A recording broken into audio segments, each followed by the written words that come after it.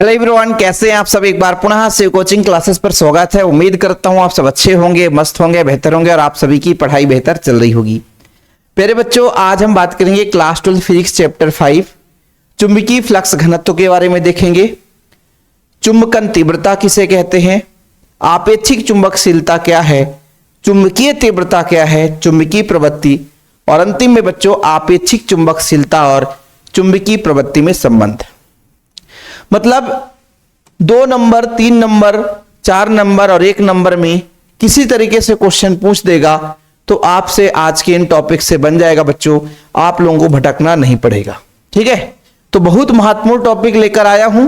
और जो बच्चे इस टॉपिक को छोड़ देते हैं, बाद में एग्जाम के बाद कहते हैं कि सर ऐसा क्वेश्चन आ गया जो कभी पूछा नहीं गया था। ऐसे ही बीच से क्वेश्चन आ जाता है और लोग पढ़ते नहीं है ना इन टॉपिकों को, क्योंकि उनको लगता है कि ऐसे टॉपिक कभी पूछे नहीं जाएंगे और यहीं से ऑब्जेक्टिव क्वेश्चन पूछ देता है, यहीं से आपका 2 नंबर 1 नंबर में क्वेश्चन पूछ देता है। इसलिए बच्चों इन टॉपिकों को पढ़ना बहुत जरूरी है। चलिए शुरू करते हैं आज की कहानी को। बच्चों, अपना जो मेन टॉपिक है आपके एनसीईआरटी में रहेगा चुंबकीकरण तथा चुंबकीय तीव्रता। एक छोटा सा टॉपिक दिया रहता है, लेकिन इसके बीच में मसाला बहुत ज्यादा है और उस मसाले को आप लोग पढ़ते नहीं है। सबसे पहले बात करते हैं चुंबकीकरण है क्या बच्चों। जैसे अपने पास समझिएगा एक चुंबक है। चुंबक का मतलब आपके पास N ध्रुव और S ध्रुव। अब बच्चों इस चुंबक से चुंबकीय क्षेत्र रेखाएं निकलती हैं, सबको पता है चुंबकीय क्षेत्र रेखाएं निकलती हैं। ऐसे ही तो चुंबकीय क्षेत्र रेखाएं निकलती हैं। ठीक है बच्चों, चुंबकीय क्षेत्र रेखाएं निकलती हैं। ठीक है, ऐसे यहां से निकल करके S में समाप्त हो जाती हैं, परेशान होने की जरूरत नहीं है। ऐसे चुंबकीय क्षेत्र रेखाएं निकलती हैं। अब चुंबकीय क्षेत्र रेखाओं के कारण ही किसी चुंबक के चारों ओर चुंबकीय क्षेत्र जनरेट होता है। ठीक है, सही है कि नहीं। मतलब यहां पे एक चुंबकीय क्षेत्र है। अच्छा, अब इस चुंबकीय क्षेत्र में कोई हमने चुंबकीय पदार्थ को ला दिया, चुंबकीय पदार्थ को ला दिया। अब उसमें कोई चुंबकत्व तो नहीं था, लेकिन चुंबकीय पदार्थ को लाया तो उसमें भी चुंबकन का गुण उत्पन्न हो गया। और चुंबकन का गुण इस तरीके से उत्पन्न होता है कि पास वाला विपरीत ध्रुव और दूर वाला क्षेत्र जो है उसमें सजाती ध्रुव उत्पन्न हो जाता है। फलस्वरूप ये इसको खींचने लग जाता है। मतलब इस चुंबक के प्रभाव से चुंबकीय पदार्थ में एक चुंबकन का गुण उत्पन्न हो गया, आकर्षित होने का गुण उत्पन्न हो गया, एक प्रकार से बल लगने लग गया बच्चों। यही जो प्रभाव है वो चुंबकीकरण है। जैसे मैं आपको एक एग्जांपल बताऊं कि एक बच्चा ऐसा है जिसको लगता है कि पढ़ने का मन नहीं करता है, हम नहीं पढ़ पाएंगे, हम फेल हो जाएंगे, यार थोड़ा कठिन सब्जेक्ट है, फिजिक्स हमारे समझ में नहीं है, हमारे बस की बात नहीं, हम नहीं कर पाएंगे। लेकिन तभी उसके पास एक बढ़िया होनहार बच्चा आता है, बोलता है मेरा दोस्त, पढ़ाई एक ऐसा साधन है, पढ़ाई एक ऐसा अमूल्य धन है जिसको ग्रहण करने के बाद कभी इंसान हार नहीं मानता, हमेशा पथ में आगे बढ़ता है। पढ़ाई से ही आपकी इज्जत मान मर्यादा बनती है, पढ़ाई से ही आपके मां बाप की इज्जत मान मर्यादा बनती है, पढ़ाई से ही इंसान का कभी सिर नीचे नहीं झुकता। और जिस दिन आप बड़े होगे उस दिन आपकी जो कीमत है आपके ज्ञान पर ही होगा। कभी भी जीवन में दबे या कुचले व्यक्ति नहीं कहलाओगे, बल्कि सीना तान कर यदि आपके पास ज्ञान है तो किसी से टकराओगे। यानी कहने का मतलब यदि आपके पास ज्ञान है तो सब कुछ है, और यदि ज्ञान नहीं है, पैसे लाखों करोड़ों रुपए हो लेकिन उसका यूज करते नहीं बनता तो मिट्टी के समान है।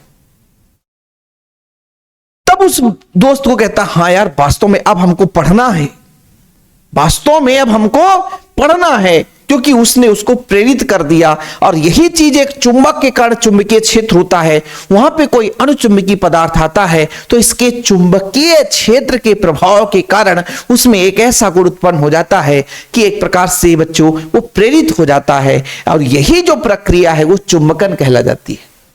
क्या कहला जाते हैं बच्चों? चुंबकन। अच्छा, एक चीज समझना बच्चों कि मान लीजिए चुंबकीय क्षेत्र में मैंने एक पदार्थ लाया, वो अणुचुंबकीय पदार्थ होगा, उस पदार्थ में भी कहीं ना कहीं इसके प्रभाव के कारण कुछ ना कुछ चुंबकीय क्षेत्र हुआ होगा, और इसमें कितना चुंबकीय क्षेत्र उत्पन्न हुआ होगा उसी को बोलते हैं चुंबकीय फ्लक्स घनत्व। यानी हमारे पास चुंबकीय क्षेत्र में एक चुंबक आया और उस चुंबक पर कितना चुंबकीय, किसी भी बिंदु पर कितना चुंबकीय क्षेत्र उत्पन्न हुआ, वही चुंबकीय फ्लक्स घनत्व कहलाएगी। अब बोलो सर ये फ्लक्स घनत्व कहां से आ गया? देखो बच्चों, चुंबकीय फ्लक्स का मतलब है किसी पदार्थ से लंबवत गुजरने वाली कुल चुंबकीय क्षेत्र रेखाओं की संख्या।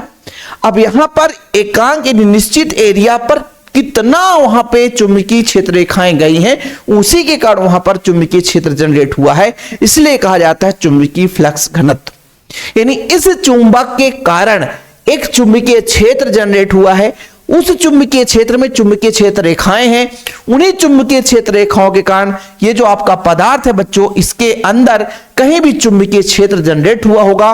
और जैसे इसके चुंबकीय क्षेत्र को हम बी एम भी कह सकते हैं, एम फॉर मैग्नेट, है ना। समझना बच्चों, हमने कहा यदि मैं इसको थोड़ा सा क्लीन कर देता हूं और कहता हूं मेरे पास एक समान चुंबकीय क्षेत्र है और उस चुंबकीय क्षेत्र में चुंबकीय पदार्थ को लाया गया बच्चों, और चुंबकीय पदार्थ को लाया गया तो उस चुंबकीय पदार्थ के किसी भी बिंदु पर कुछ ना कुछ तीव्रता हुई होगी, और बच्चों उस तीव्रता को ही हम चुंबकीय फ्लक्स घनत्व कहते हैं। एक समान हमने कहा चुंबकीय क्षेत्र रेखाएं हैं बच्चों, और इस चुंबकीय क्षेत्र रेखाओं का एक चुंबकीय क्षेत्र है, और इसमें मैंने कहा प्यारे बच्चों एक चुंबक लाया और उस चुंबकीय पदार्थ लाया, उसके किसी भी बिंदु पर कितना इसके प्रभाव से कितना यहां पर चुंबकीय क्षेत्र हुआ बच्चों, उसका चुंबकीय फ्लक्स घनत्व कहलाता है। चीजें क्लियर हो गई होगी।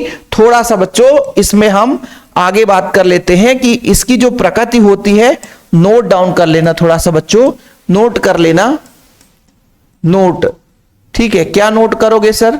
इसे बी से प्रदर्शित करते हैं, पहला पॉइंट, इसे बी से प्रदर्शित करते हैं, बी से प्रदर्शित करते हैं।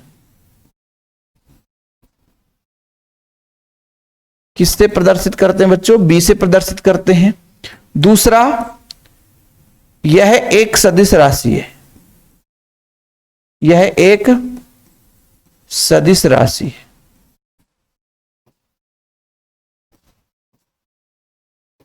ठीक है सर। तीसरा, इसका जो मात्रक है प्यारे बच्चों,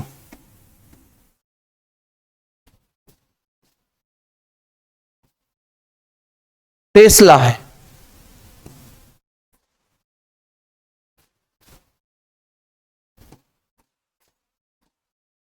न्यूटन प्रति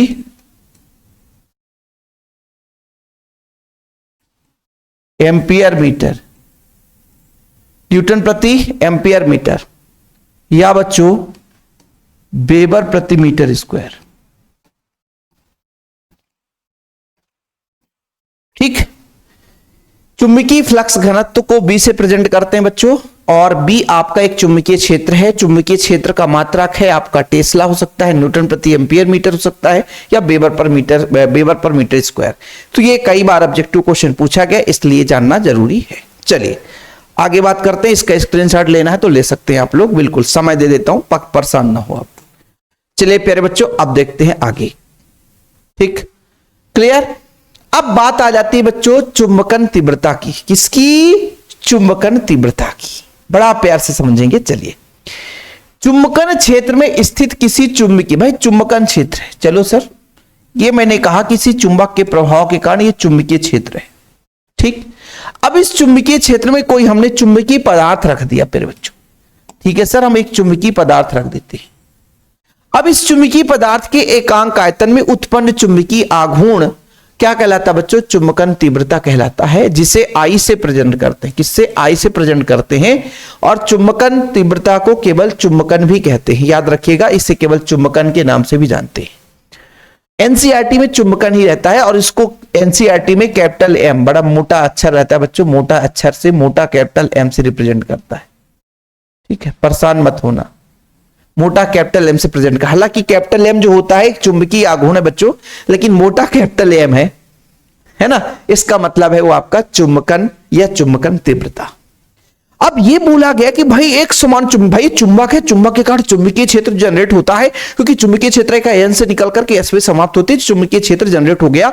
और उसमें कोई हमने चुंबकीय पदार्थ लाया, चुंबकीय पदार्थ लाया बच्चों, तो उसके एकांक आयतन में कितना आघूर्ण उत्पन्न हो रहा है, कितना आघूर्ण उत्पन्न हो रहा है, क्योंकि इसमें जानते हो बच्चों कि एमबी बल लगता है यहां भी, और एमबी बल दोनों सिरों पे लगता है। अब इसमें कोई ना कोई आघूर्ण होगा, बलयुग्म आघूर्ण जिसे बोलते हैं बच्चों, यहां पे चुंबकीय आघूर्ण भी होगा। चुंबकीय आघूर्ण का फार्मूला होता है ध्रुव प्रबल और प्रभावी लंबाई, क्योंकि इसकी टोटल प्रभावी लंबाई कितनी होती है बच्चों, 2L होती है, ये सबको पता है। तो कहने का मतलब एक हमारे पास चुंबकीय क्षेत्र है और इसमें चुंबकीय पदार्थ लाया, तो उसमें एकांक आयतन में कितना आघूर्ण उत्पन्न होता है, उसकी चुंबकन तीव्रता कहते हैं। देखो बच्चों, चुंबकन तीव्रता और चुंबकीय तीव्रता दोनों में अंतर है, ध्यान रखना। अभी ये चुंबकन तीव्रता कह रहे हैं, इसके बाद चुंबकीय तीव्रता भी आएगा प्यारे बच्चों। अच्छा, यहां पर थोड़ा सा लिखिएगा, मैं ये कहना चाहता हूं भाई साहब कि हमने क्या कहा कि किसी चुंबकीय क्षेत्र में चुंबकीय पदार्थ के प्रति एकांक आयतन में उत्पन्न चुंबकीय आघूर्ण। तो यहां पर थोड़ा सा क्या लिख लेंगे कि भाई हम ये कह रहे हैं कि माना, क्या माना लिख लेंगे सर, माना चुंबकीय पदार्थ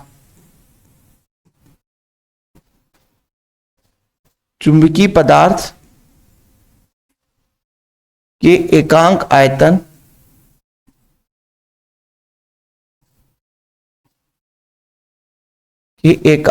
आयतन भी में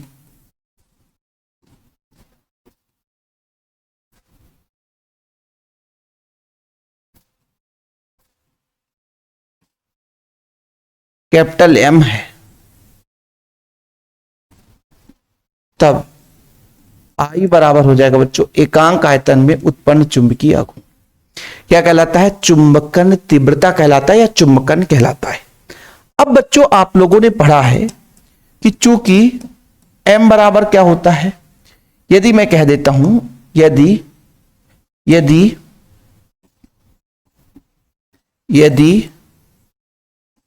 चुंबकीय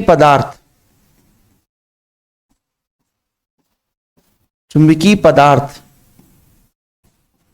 की प्रभावी लंबाई कितना माना जाता है बच्चों, 2L हो, तो प्रभावी लंबाई 2L हो तो अच्छा, यहां पर थोड़ा सा आप लोग बताइएगा, यहां पर थोड़ा सा देखिएगा बच्चों कि चुंबकीय आघूर्ण क्या कहलाता है, उसका ध्रुव प्रबल और प्रभावी लंबाई का गुणनफल, तथा आयतन क्या कहलाता बच्चों, आयतन क्या कहलाता है, आयतन का मतलब होता है कितना लंबाई है उसमें क्षेत्रफल का गुणा कर दो तो आयतन के ही बराबर होता है, क्योंकि क्षेत्रफल में दो भाग है, आयतन तीन चीज से मिलकर बना होता है, लंबाई गुणे चौड़ाई गुणे ऊंचाई। तो क्षेत्रफल में दो है बच्चों, एक लंबाई चौड़ाई और एक ऊंचाई मान लो, तो ऊंचाई को हम L को मान के चलते हैं, ठीक है, ये चीज है बच्चों। तब I बराबर कितना हो जाएगा, M की जगह कितना रख दो, M इंटू 2L, और बच्चों V की जगह लिख दो 2L इंटू A। 2L से 2L कैंसिल हो जाएगा बच्चों, तो M बटा A हो जाएगा, M बटा E हो जाएगा। इसका मात्रक निकालोगे तो कैसे निकलेगा, मात्रक निकालोगे तो मात्रक कैसे निकलेगा बच्चों, M का क्या होता है, एम्पियर मीटर, ध्रुव प्रबल है, M क्या है, ध्रुव प्रबल है, इसका मात्रक होता है एम्पियर मीटर, और A का मतलब होता है बच्चों, A का मतलब क्षेत्रफल है तो मीटर स्क्वायर, ठीक है, मीटर स्क्वायर। तो 1 मीटर से मीटर कट जाएगा बच्चों, तो एम्पियर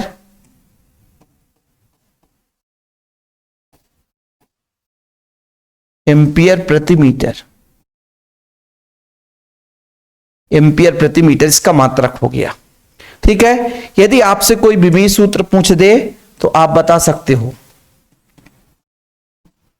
विमीय सूत्र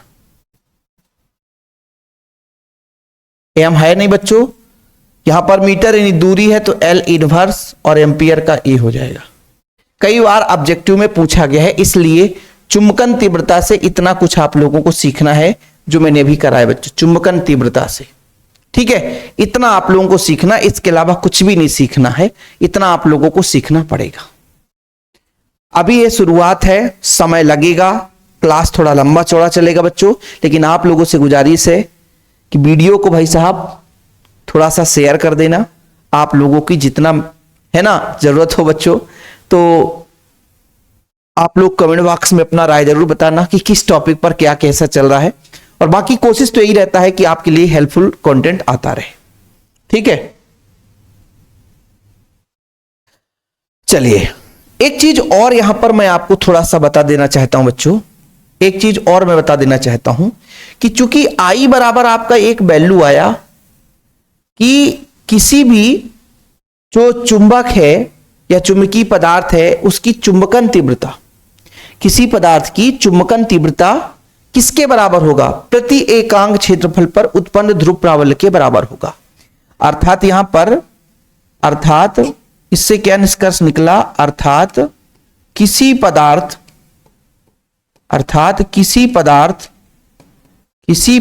की चुंबकन तीव्रता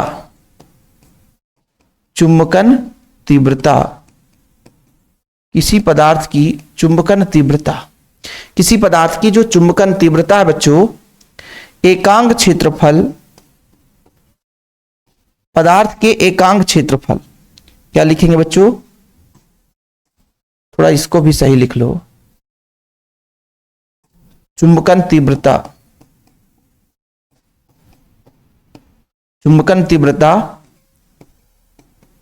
पदार्थ के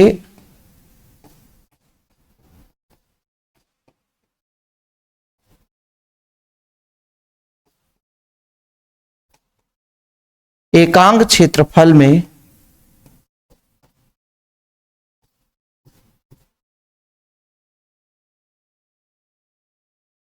उत्पन्न ध्रुव प्राबल्य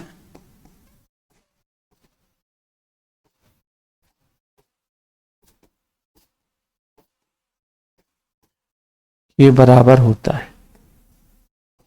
ठीक, इसी से निकलेगा ना, एकांक क्षेत्रफल पर उत्पन्न ध्रुव प्राबल्य के बराबर होता है। तो इतना क्लियर है बच्चों। इसके बाद अपना चलो इसके बाद अगला पेज शुरू करेंगे। चलिए अगला पेज अपना बच्चों यहां से शुरू होगा।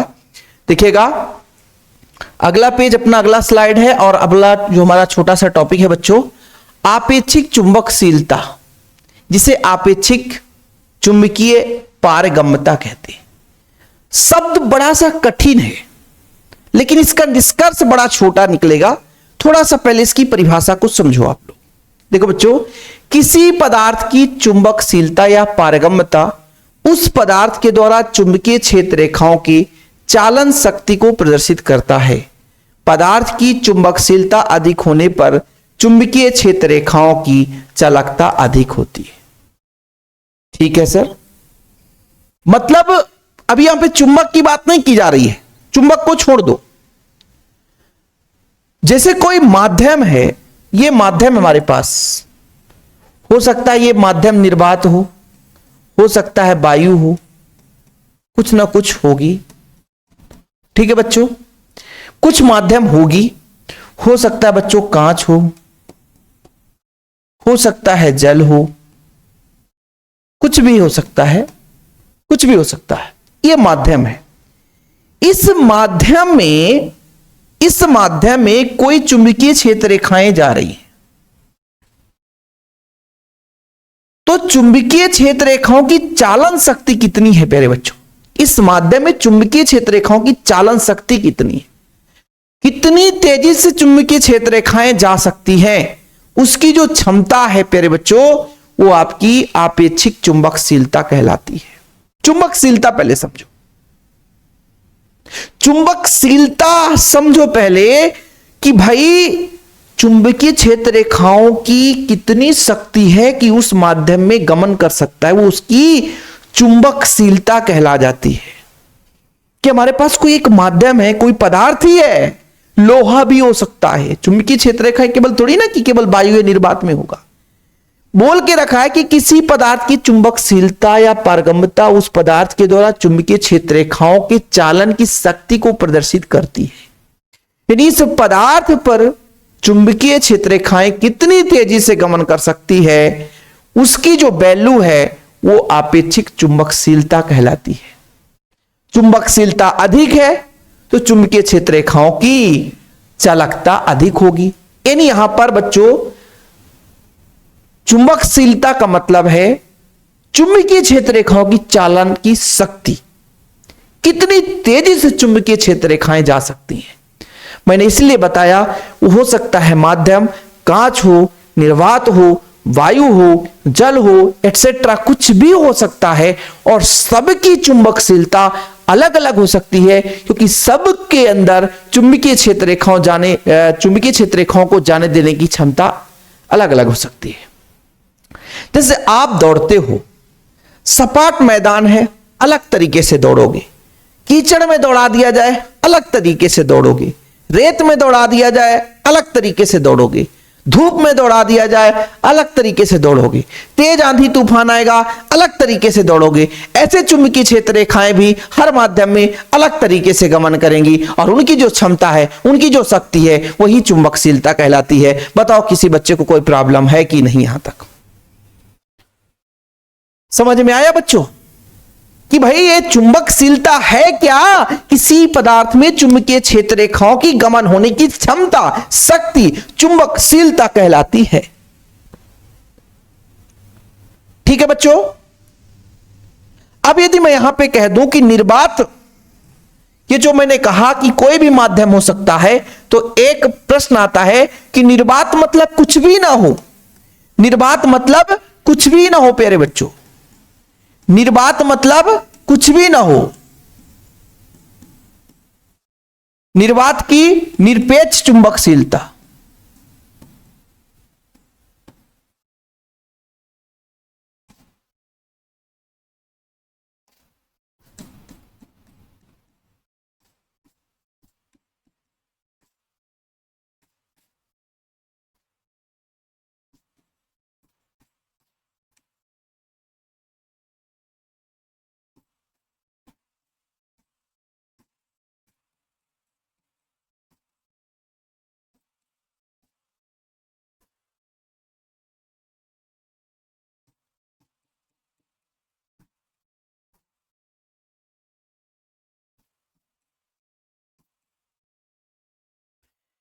ये बच्चों आपके निर्वात की निरपेक्ष चुंबकशीलता आ गई।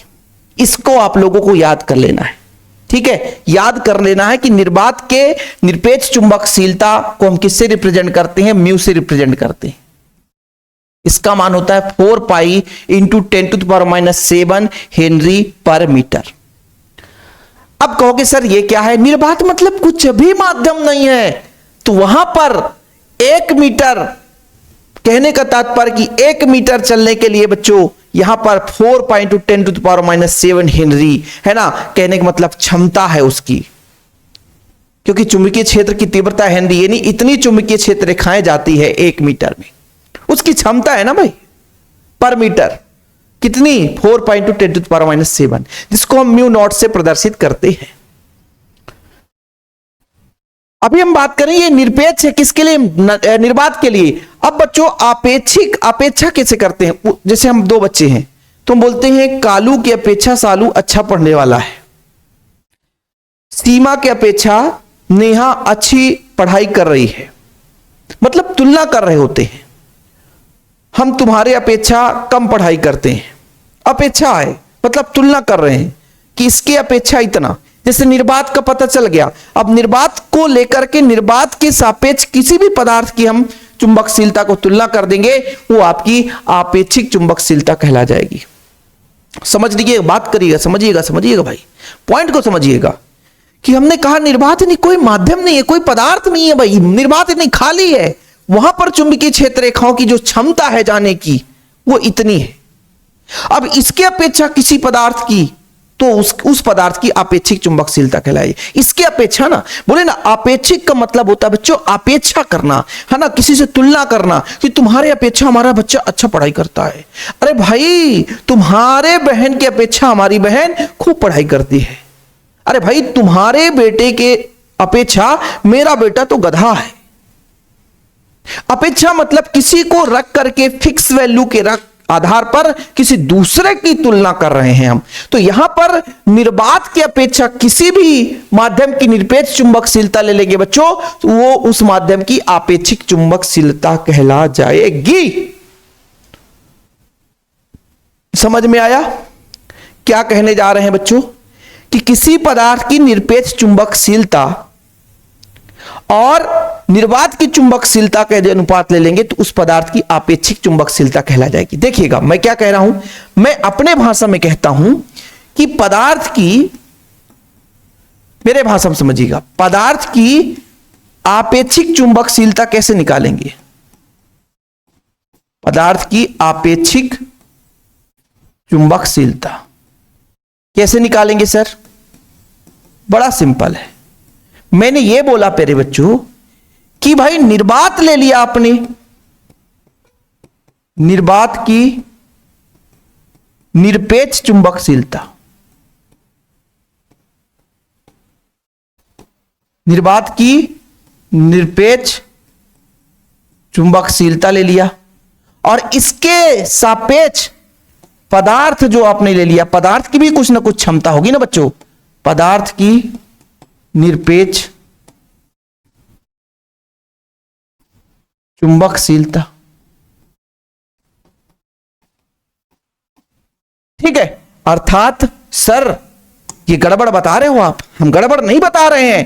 देखो भाई, चुंबकशीलता, पदार्थ की आपेक्षिक चुंबकशीलता अपेक्षा की जा रही है, अपेक्षा की जा रही बच्चों, तो म्यू आर से रिप्रेजेंट करेंगे। किससे अपेक्षा की जा रही है? निर्वात में म्यू नॉट से, और किसी पदार्थ की चुंबकशीलता होगी म्यू। तो जो म्यू होता है बच्चों, जो म्यू होता है म्यू और म्यू नॉट के गुणा के बराबर होता है। कहने का मतलब यहां से जो म्यू का मान निकालेंगे, यानी पदार्थ की निरपेक्ष चुंबकशीलता, तो आपेक्षिक चुंबकशीलता और बच्चों निर्वात की चुंबकशीलता के बराबर होगा, मल्टीप्लाई के बराबर होगा। यह जरूरत पड़ेगा आगे चलकर, यह जरूरत पड़ेगा। फिलहाल अभी जो मैं कहानी बता रहा हूं, तो क्या किसी को कोई प्रॉब्लम है? मैं ये बोला बच्चों कि चुंबकशीलता मतलब चुंबकीय क्षेत्र रेखाओं के गमन करने की क्षमता। अब मैंने कहा भाई निरपेक्ष यानी केवल स्वयं का, किसी की अपेक्षा नहीं। लेकिन जब सापेक्ष कह दिया, अपेक्षा कह दिया कि निर्वात की अपेक्षा किसी पदार्थ की निरपेक्ष चुंबकशीलता कितनी है, तुलना कर दिया, तो आपका आपेक्षिक चुंबकशीलता कहला जाती है। अर्थात किसी पदार्थ की आपेक्षिक चुंबकशीलता निर्वात की, पदार्थ की निरपेक्ष चुंबकशीलता और निर्वात की निरपेक्ष चुंबकशीलता के अनुपात के बराबर होता है। अतः आप लोग लिख सकते हो कि किसी पदार्थ की निरपेक्ष चुंबकशीलता म्यू बच्चों, किसी पदार्थ की निरपेक्ष चुंबकशीलता म्यू और है ना निर्वात, कहने का मतलब निर्वात की निरपेक्ष चुंबकशीलता म्यू नॉट के अनुपात को बच्चों हम क्या बोलते हैं? आपेक्षिक चुंबकशीलता कहते हैं।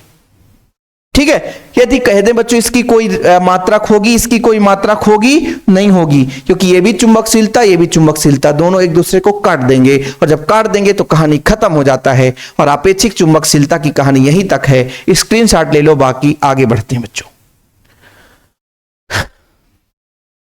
मजा आ रहा है कि नहीं आ रहा है? चुंबकीय तीव्रता, अभी चुंबकन तीव्रता था, चुंबकन तीव्रता हमने करा दिया था। बोलो सर कैसे चुंबकन तीव्रता? हमको समझ में नहीं आया। यहां पे आप लोगों ने पढ़ा चुंबकन तीव्रता, क्या पढ़ा कि चुंबकीय क्षेत्र में स्थित किसी चुंबकीय पदार्थ के प्रति एकांक आयतन में चुंबकीय आघूर्ण को, चुंबकीय आघूर्ण कितना हुआ बच्चों, है ना, यानी उस पदार्थ की बात की जा रही थी। यहां पे पदार्थ यानी चुंबकीय क्षेत्र में, जैसे हमारे पास एक चुंबकीय क्षेत्र है प्यारे बच्चों, और उस चुंबकीय क्षेत्र में एक पदार्थ आया तो उसमें कितना आघूर्ण हुआ, उसकी जो क्षमता है वो चुंबकन तीव्रता कहलाती है। लेकिन यहां पर चुंबकीय तीव्रता की बात की जा रही है बच्चों, जिसे एच से रिप्रेजेंट करते हैं। ये है क्या? ये बच्चों की किसी दिए गए स्थान पर चुंबकीय क्षेत्र की ताकत या किसी चुंबकीय पदार्थ को चुंबकित करने की बाह्य क्षेत्र की क्षमता को बताती है। बात को समझिएगा, जो चुंबकन तीव्रता था, जो चुंबकन था बच्चों, या चुंबकन तीव्रता था, वो ये बताता था कि उस पदार्थ पर कितना आघूर्ण उत्पन्न, एकांक आयतन में कितना आघूर्ण उत्पन्न होता है। लेकिन ये जो चुंबकीय तीव्रता है, ये उसकी क्षमता को बताता है कि कितना किसी को प्रेरित कर सकता है।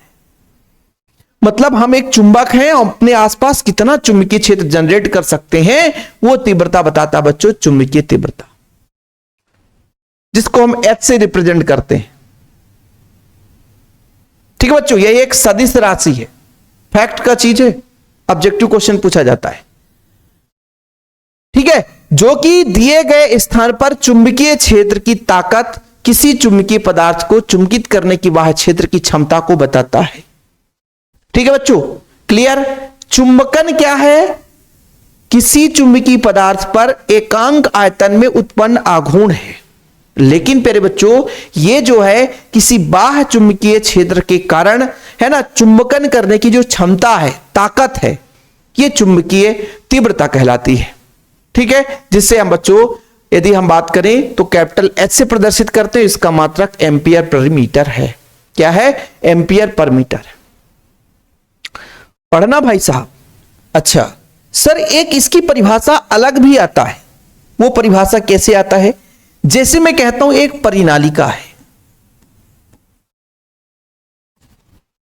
समझना बच्चों, एक एक पॉइंट आपको समझाता हूं। परिनालिका कैसे बनता है प्यारे बच्चों? ये परिनालिका बनाने का तरीका है, ये परिनालिका है। और परिनालिका कैसे बनता है? परिनालिका में ये तांबे के विद्युत ऊर्ध्व तार को लपेट देते हैं, तो ये आपका परिनालिका बन जाता है। क्या बन जाता है बच्चों? परिनालिका, जिसमें आई धारा बह रहा है।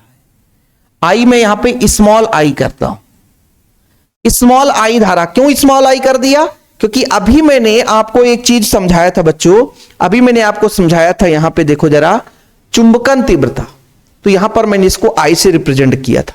इसलिए आप लोग परेशान मत होना, इसमें आई धारा और इसके प्रति एकांक आयतन में फेरों की संख्या स्मॉल, प्रति एकांक भाग पर, एकांक लंबाई पर फेरों की संख्या n है बच्चों। तब इसके अंदर किसी भी बिंदु पर जो चुंबकीय क्षेत्र, किसी भी बिंदु पर बच्चों आपसे कह दूं कि चुंबकीय क्षेत्र ये होता है म्यू नॉट एन आई के बराबर। अब ये आप लोग कहां पढ़े हो सर? ये आप लोग कहां पढ़े हो बच्चों? तो ये आप लोगों ने पढ़ा है चैप्टर नंबर 4 में। चैप्टर नंबर 4 में, चैप्टर नंबर 4 में ये आई है प्यारे बच्चों। चैप्टर नंबर 4 में पढ़ा है आप लोगों ने कि भाई साहब, किसी भी धारावाही परिनालिका के केंद्र पर या धारावाही परिनालिका के अंदर चुंबकीय क्षेत्र कितना होता है। ठीक है, चुंबकीय क्षेत्र कितना होता है।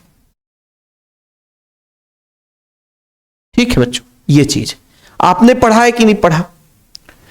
अब इसमें से प्यारे बच्चों, इसमें से यदि हम एन आई को रिप्रेजेंट कर दें, एन आई को, एन आई, तो बी बराबर म्यू एच हो जाता है,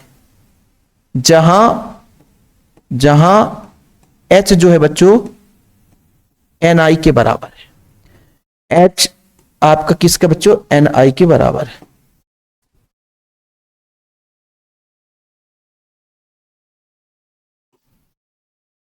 बोर्ड में थोड़ा सा खराबी आ गया क्या है ना, यहां पे चिकनाहट कम है, चलो कोई बात नहीं, एन आई के बराबर है। अब इसी एन आई को बच्चों एच से रिप्रेजेंट करते हैं, और यही एच आपकी क्या है? चुंबकीय तीव्रता है। क्या है? चुंबकीय तीव्रता है। यानी किसी धारावाही परिनालिका में है ना बच्चों, कितने फेरों की संख्या ऐसी है जिसमें धारा प्रवाहित हो रही है, उसकी जो टोटल संख्या बच्चों चुंबकीय तीव्रता कहला जाती है। ये किसी परिनालिका के लिए बात की जा रही है ना। कहने का तात्पर्य, ये जो धारा से कितना चुंबकीय क्षेत्र, भाई यहां पे तो प्रति एकांक लंबाई में फेरों की संख्या n है, तो यहां से एक परिभाषा और जनरेट होता है कि किसी परिनालिका के प्रति एकांक लंबाई में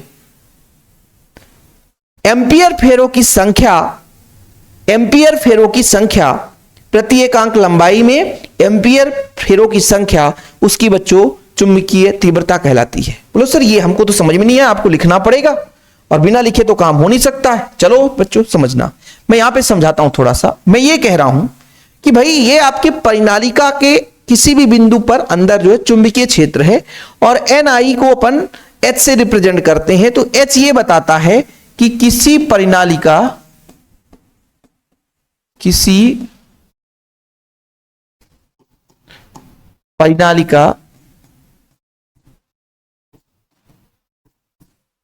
किसी परिनालिका के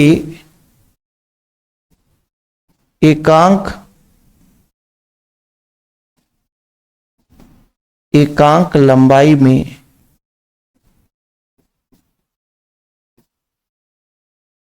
प्रवाहित एम्पियर फेरों की संख्या, फेरों की संख्या क्या कहलाती है बच्चों? चुंबकीय तीव्रता कहलाती है।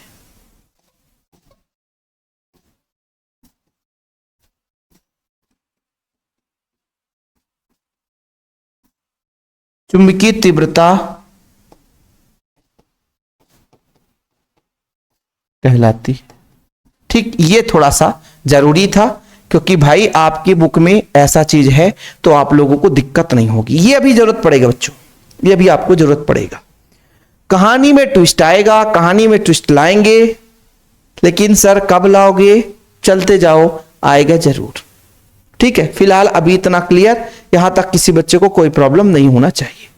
म्यू नॉट एच है, कभी कभी म्यू एच भी रहता है। जैसे बच्चों ये म्यू नॉट क्या है? निर्वात की चुंबकशीलता है, ये तो सबको पता है निर्वात की चुंबकशीलता है। यहां निर्वात है या कोई माध्यम होता, ये जो आपकी बच्चों एक प्रकार से जो परिनालिका है ये किसी माध्यम में रखा होता तो फिर आपका बी बराबर निरपेक्ष चुंबकशीलता लेते, म्यू एच बराबर लेते, ऐसा भी ले सकते हैं। तो परेशान नहीं होना बच्चों, फिलहाल यहां तक किसी को कोई प्रॉब्लम नहीं होनी चाहिए। अगला जो हमारा हेडिंग बच्चों, चुंबकीय प्रवृत्ति। किसी पदार्थ में उत्पन्न चुंबकन तीव्रता I और चुंबकीय तीव्रता H के अनुपात को उस पदार्थ की चुंबकीय प्रवृत्ति कहते हैं। और इसे कोई भी बच्चा बता सकता है सर कि चुंबकीय प्रवृत्ति को काई से दर्शाते हैं, काई से दर्शाते हैं। ये क्या है बच्चों? काई। क्या है? काई। फाई नहीं, काई से प्रेजेंट करते हैं। क्या बोला गया बच्चों? चुंबकन तीव्रता I। आपने पढ़ लिया चुंबकन तीव्रता, यानी एकांक, किसी भी चुंबकीय पदार्थ के एकांक आयतन में उत्पन्न चुंबकीय आघूर्ण। ठीक है, और उसकी चुंबकीय तीव्रता, चुंबकीय तीव्रता का मतलब है बच्चों कि बाह्य चुंबकीय क्षेत्र से कितना आरोप लगा सकता है, कितना वहां पे चुंबकीय क्षेत्र आरोपित कर सकता है, उसकी जो क्षमता है। या ऐसे कह सकते हैं कि धारावाही परिनालिका की एकांक लंबाई में एम्पियर फेरों की जो संख्या है। ठीक है, दो चीज बच्चों, यहां से आपका वैल्यू निकल कर आ चुका है। और ये दोनों के दोनों बच्चों एक प्रकार से तीव्रता ही है, ये भी तीव्रता, ये भी तीव्रता है। तो इकाई कुछ होगा नहीं, इसका मात्रक कुछ होगा नहीं बच्चों, मात्रक लिखने की जरूरत है नहीं। ठीक है, कि मात्रक होगा, नहीं होगा, दोनों बच्चों सेम है, इसलिए मात्रक की जरूरत नहीं है। तो चुंबकीय प्रवृत्ति हो गई है, इतना ही करना है चुंबकीय प्रवृत्ति में, इसके अलावा कुछ नहीं करना है। ठीक है, चुंबकीय प्रवृत्ति में कुछ है नहीं कि भाई कहने का तात्पर्य यह है कि I और H की अपेक्षा I कितना है, यानी I का मतलब, H का मतलब क्या होता है? H का मतलब है किसी भी चुंबकीय क्षेत्र का बल या ताकत या ऊर्जा जो किसी पर आरोपित करता है। और I का मतलब है पदार्थ पर उत्पन्न आघूर्ण, उस प्रभाव से उत्पन्न आघूर्ण, यानी इसने बल लगाया तो I कितना आघूर्ण, मतलब ये हमने पदार्थ है भाई, हमारे अंदर जो आघूर्ण उत्पन्न हो रहा है एकांक आयतन में आघूर्ण, वो उसका चुंबकन कहलाता है कि हमारे पास चुंबकन क्षमता कितनी है। लेकिन किसी ने हम पर बल लगाया है, किसी ने हम पर फोर्स लगाया है, किसी ने हम पर चुंबकीय क्षेत्र उत्पन्न कराया है, तो उसकी जो ताकत है वो आपका H है। तो H ने कितना लगाया बल, H ने कितना ताकत दिया, H ने कितना चुंबकीय क्षेत्र उत्पन्न किया, उसके कारण हमारे अंदर जो आघूर्ण उत्पन्न हुआ वही उसकी चुंबकीय प्रवृत्ति है बच्चों। कि भाई किसी पदार्थ पर चुंबकन की प्रवृत्ति किस किस पर निर्भर करता है भाई, कि उस पर कितना बाह्य फोर्स लगाया गया, बाहर से कितना चुंबकीय क्षेत्र लगाया गया, कितना ताकत लगाया गया, उस ताकत से कितना उसमें चुंबकीय आघूर्ण उत्पन्न हुआ, कितना उस पर चुंबकन की मात्रा उत्पन्न हुई, ये बच्चों आपका चुंबकीय प्रवृत्ति कहलाता है। और आखिरी जो पॉइंट है बच्चों, आपेक्षिक चुंबकशीलता। आपेक्षिक चुंबकशीलता का मतलब म्यू आर। और प्यारे बच्चों दूसरा जो आपने पढ़ा चुंबकीय प्रवृत्ति काई में संबंध, इन दोनों में संबंध निकालना है। तो कहो तो माना लिखूं और कहो तो ना लिखूं, क्योंकि कहानी इसी में लास्ट में बच्चों सब लोग परेशान हो जाते हैं। ठीक है, कोई बात नहीं सर, थोड़ा सा तो लिख ही दो। चलो शुरू करते हैं थोड़ा सा कहानी आप लोगों को समझना पड़ेगा प्यारे बच्चों। और इस कहानी को समझने के लिए हमारे पास होना क्या चाहिए, तो हमारे पास चाहिए परिनालिका। क्या होना चाहिए बच्चों? परिनालिका होना चाहिए। तो इस परिनालिका को बनाने के लिए अपन बड़ा सिंपल प्रयोग कर रहे हैं। देखना प्यारे बच्चों, यहां पर मान लीजिए तांबे के विद्युत तार को लपेटा गया है और तांबे के विद्युत तार को लपेट दिया, और जिसमें बच्चों फेरों की संख्या प्रति एकांक लंबाई में फेरों की संख्या, प्रति एकांक लंबाई में फेरों की संख्या। यहां से बच्चों धारा आई प्रवाहित कर देता हूं, स्मॉल आई, और यहां से धारा स्मॉल आई है ना बह जाएगा। इसमें बच्चों यदि हम बात करते हैं कि प्रति एकांक लंबाई में फेरों की संख्या, प्रति एकांक लंबाई में फेरों की संख्या n है, ठीक है। और बच्चों इसमें कितना धारा बह रहा है? आई धारा बह रहा है। तो हम माना मान के चलते हैं, माना एक परिनालिका है बच्चों, इस परिनालिका की प्रति एकांक लंबाई में फेरों की संख्या n है, जिसमें आई धारा प्रवाहित हो रही है। तब इसके किसी भी बिंदु पर चुंबकीय क्षेत्र चैप्टर नंबर 4 से आप लोगों को बताना है कि B बराबर होता बच्चों, B नॉट भी कह सकते हो, म्यू नॉट एन आई, ठीक है। चलिए माना एक धारावाही परिनालिका है,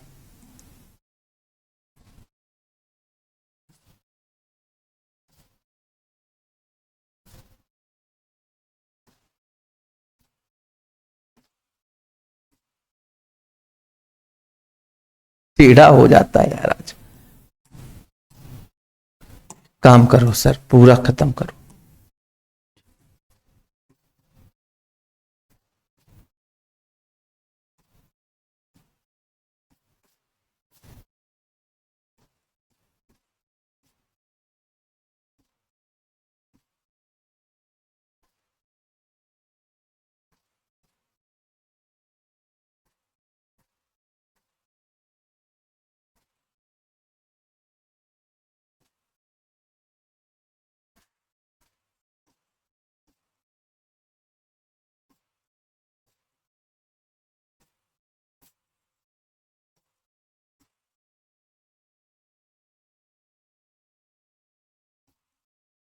माना धारावाही परिनालिका के प्रति एकांक लंबाई में फेरों की संख्या स्मॉल n है तथा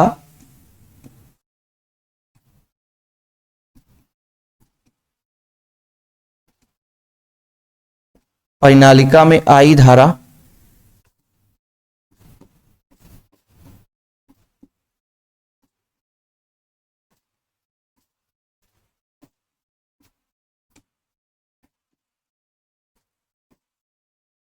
आई धारा प्रवाहित हो रही है।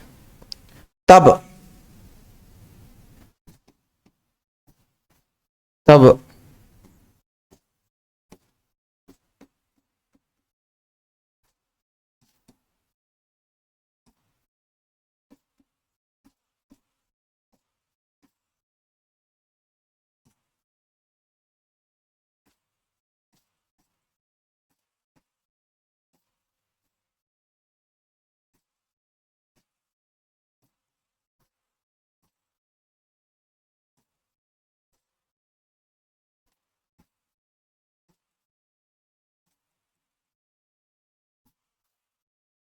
ये लो बच्चों, यहां तक क्लियर। अभी मैंने जो यहां पे चित्र बनाया वही चीज लिखा है कि माना हमारे पास एक धारावाही परिनालिका है जिसके प्रति एकांक लंबाई में फेरों की संख्या स्मॉल n है ना, और तथा परिनालिका में आई धारा प्रवाहित हो रही है बच्चों। तब जो आपका परिनालिका के अंदर चुंबकीय क्षेत्र कितना होगा बच्चों? म्यू नॉट, है ना। चलिए म्यू नॉट एन आई। अच्छा, किंतु आपने अभी पढ़ा, क्या पढ़ा सर? चुंबकीय प्रवृत्ति। किंतु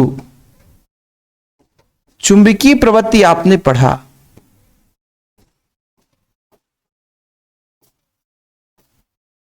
क्या पढ़ा सर?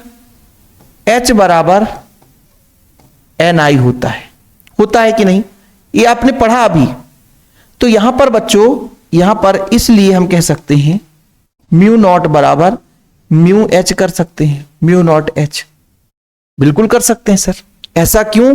क्योंकि इस एन आई की जगह एच कर दिया हमने। अच्छा, अब हमारे पास बच्चों इस परिनालिका के अंदर चुंबकीय क्षेत्र पता चला कि धारा प्रवाहित किया तो चुंबकीय क्षेत्र उत्पन्न हुआ। अब मान लीजिए कोई क्रोड है, भाई ये जो विद्युत तांबे का तार लपेटा गया किसी न किसी क्रोड में ही लपेटा गया है। भाई ये क्रोड होगा, इसमें तार को अपन, ये तार है बच्चों, ये तार को अपन लपेट दे रहे हैं तो ये क्रोड होगा, और क्रोड का भी कुछ ना कुछ तो चुंबकीय क्षेत्र हो सकता है भाई, है ना। मान लीजिए कोई परिनालिका के अंदर क्रोड है ना, क्रोड के रूप में कोई परिनालिका के अंदर कुछ ना कुछ तो भरा होगा ना भाई, ठीक है। तो कहीं ना कहीं उसका भी कुछ ना कुछ चुंबकीय क्षेत्र होगा।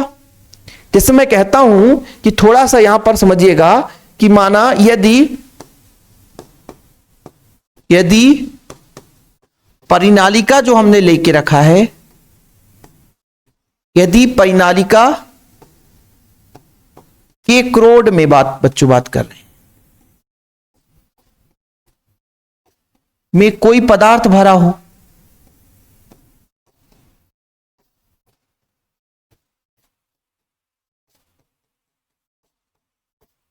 भाई मैंने कहा कि हमारे पास एक परिनालिका है, उसका क्रोड है बच्चों, उसमें कुछ पदार्थ भरा हो, तब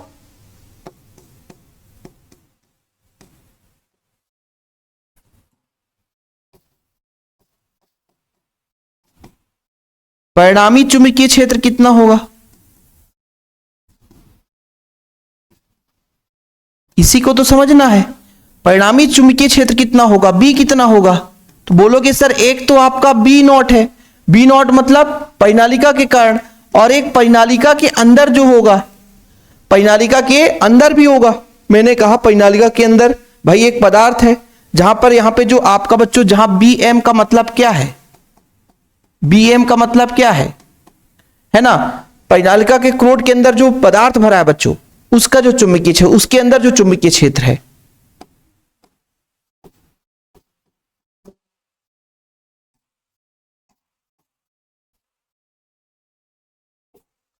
ऐसा लिख दो आप लोग।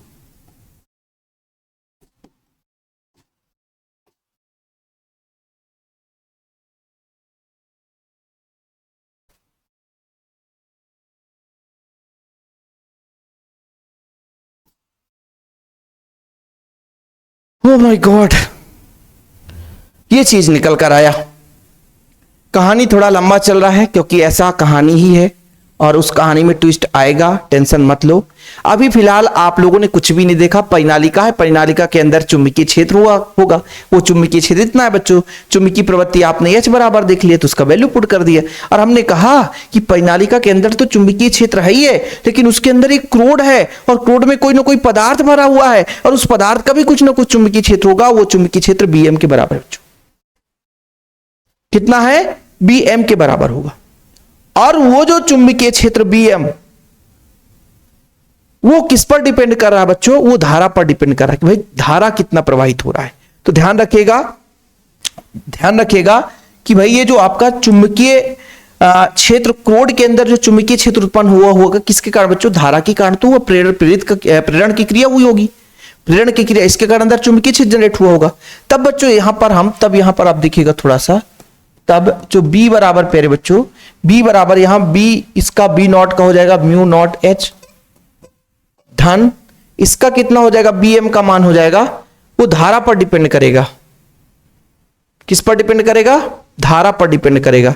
तो यहां पर बच्चों अपन म्यू ले लेते हैं, और किस पर डिपेंड करेगा, धारा पर डिपेंड करेगा। धारा कौन सा है, I है, ये I हो गया, ठीक है। बाकी निर्वात में ही है तो इसको भी म्यू नॉट कर लेते हैं, म्यू नॉट I, ये अपन ने धारा कर लिया बच्चों। बोलो सर क्या गड़बड़ तो नहीं है नजर कहीं पे, कहीं पे गड़बड़ तो नहीं है। गड़बड़ होगा तो फिर गड़बड़ हो ही जाएगा भाई, गड़बड़ होगा तो गड़बड़ हो ही जाएगा, इसलिए थोड़ा सा समझना है। नहीं तो गड़बड़ तो है सर, थोड़ा समझ लो भाई, थोड़ा सा कहीं गड़बड़ नजर आ रहा है। हाँ चलो ठीक, यहां पे मैं एक लाइन लिख ही देता हूं, यहां पर मैं लिख देता हूं बच्चों कि जो क्रोड है, Bm जो है क्रोड में भरे पदार्थ का चुंबकीय क्षेत्र है, जो कि जो कि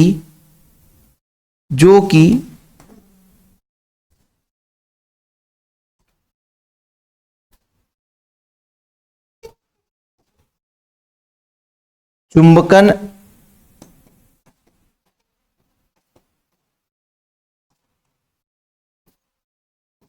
तीव्रता के समानुपाती होता है।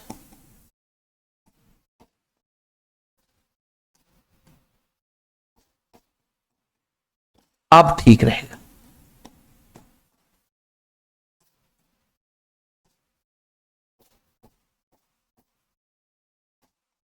अर्थात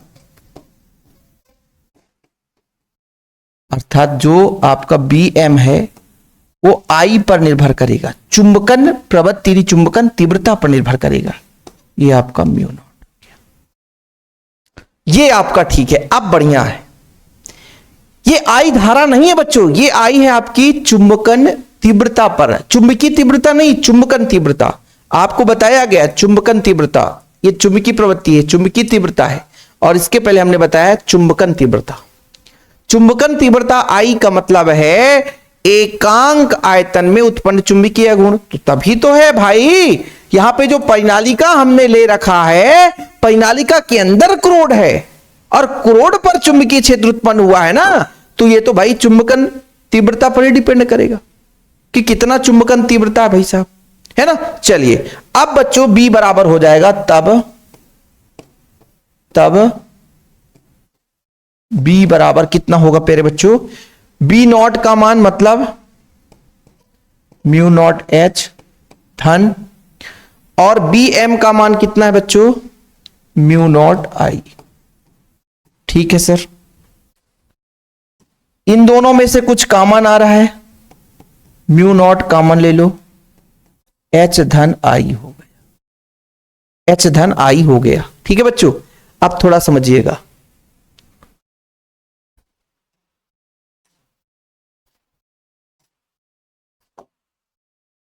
अब थोड़ा समझिएगा, अपने पास आ चुका है B बराबर म्यू नॉट H धन। अब आप लोगों ने पढ़ा, क्या पढ़ा सर, कि B बराबर कितना होता है। एक तो इसको देखो, और दूसरा चीज I बराबर कितना होता है, और I और H का संबंध कितना होता है। थोड़ा सा इसको आप लोग बताओ कि भाई चुंबकीय प्रवृत्ति बता दो आप लोग, चुंबकीय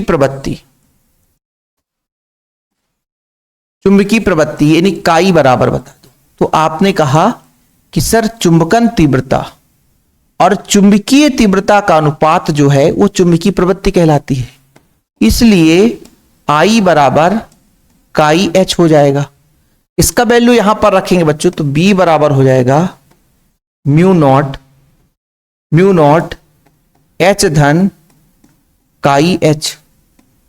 भाई I के जगह काई H रख दिया बच्चों, ठीक है। और जब इतना वैल्यू पुट कर दिया तो अब क्या होगा, देखना बच्चों, अब दोनों में से H बाहर हो जाएगा, तो B बराबर हो जाएगा म्यू नॉट, H बाहर होगा बच्चों तो 1 प्लस काई और H हो गया। बस, बहुत कठिन नहीं है। अब हमारा काई आ गया, काई मतलब चुंबकीय प्रवृत्ति तो आ गया है, चुंबकीय प्रवृत्ति तो आ गया है। अब बच्चों B बराबर कितना होगा, तो आपको बताया कि जो B नॉट है वो म्यू नॉट H के बराबर होता है, B नॉट है म्यू नॉट H के बराबर होता है। तो B बराबर कितना होगा, तो किंतु चूंकि ऐसा कर दो, चूंकि B बराबर म्यू H होगा, म्यू नॉट की जगह B नॉट की जगह हटा दिया बच्चों, नॉट को हटा दिया, तो B बराबर म्यू H हो गया। इसलिए बच्चों म्यू H बराबर mu naught 1 plus chi into H, H से H कैंसिल हो गया बच्चों, तो म्यू बराबर कितना हो गया, म्यू नॉट 1 प्लस काई। क्या कहानी खत्म? कहानी खत्म नहीं हुआ, कहानी खत्म नहीं हुआ, बस 2 लाइन और है। आप लोगों को अभी मैंने बताया था आपेक्षिक चुंबकशीलता के बारे में, आपेक्षिक चुंबकशीलता के बारे में बताया था। क्या बताया था सर?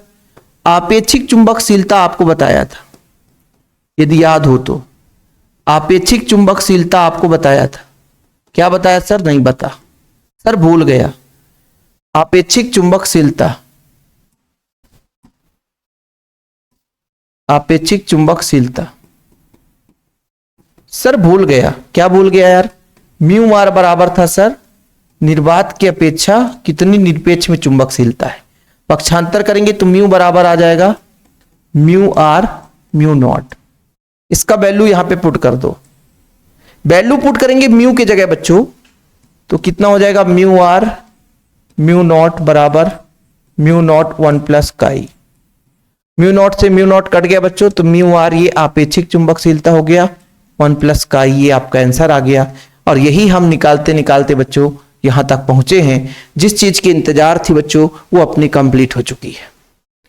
ठीक है, अब कोई बच्चा कह देगा कि ये पॉइंट समझ में नहीं आया या ये टॉपिक हमको समझ में नहीं आया, तो समझो कि वो हमारा लेक्चर नहीं देखा है, क्योंकि हमने एक भी पॉइंट नहीं छोड़ा है जो कि एग्जाम के पॉइंट ऑफ व्यू से बच्चों इंपॉर्टेंट। और बाकी शुरू में ही बता दिया कि नोट्स के लिए यदि किसी बच्चे को चाहिए तो 100 रुपए मात्र चार्ज लगता है, मात्र 100 रुपए।